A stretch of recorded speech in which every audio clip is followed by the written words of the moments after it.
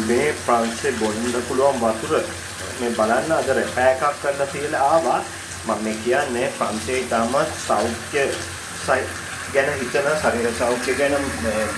ආරක්ෂාව ගැන හිතන රටක් බලන්න ඒ වුණාට අද මේ රැපෑර එක ඉවර වෙලා එන වතුර වල පාට ඕකේ සමන් කියන්නේ ඒකයි කීය ගියක් වතුර ටිකක් සල්ලි වලට අරන් වතුර බෝතල් බොන්න පුරුදු වෙන්න ප්‍රංශේ ඉන්න අය තයි විශේෂයෙන් කෙනෙක් විතරට වෙන්න බාන රෙපෙයාර් එකක් කරන් පස්සේ ඔබට පේනවද වතුර වල පාට දුඹුරුයි මඩයි ඒක ප්‍රංශ රාජ්‍යයට බැලලා වැඩක් නෑ මොකද මේ ටැප් බටවල ලීක් වලදී වතුර වලට එකතු වෙනවා ඒක නිසා නමුත් රෙපෙයාර් එකක් කරලා ඉවර වෙලා කවදාකවත් මේ තරම් එකපාරට ඒ ටැප් වලින් එන වතුර බොන්න නම් උත්සාහ කරන්න එපා මේ විදිහට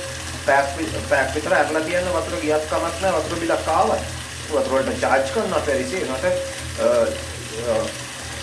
කමක් නෑ මොකද තමගේ ශරීර සෞඛ්‍ය ගැන පරිස්සම් මේ බාන මේ ලයිව්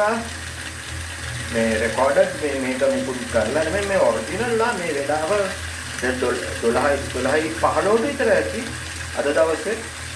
මේ බලන්න රෙපෙයාර් කළා දැන් තමයි වතුර එන්නේ ඉතින් මේ ප්‍රංශය කියන්නේ ඉතාමත් සුරක්ෂිත ඉතාමත් සෞඛ්‍ය සම්පන්න රටක් ඒකට මෙහෙම නම් අපේ රටවල් ගැන කුමන කතාවද?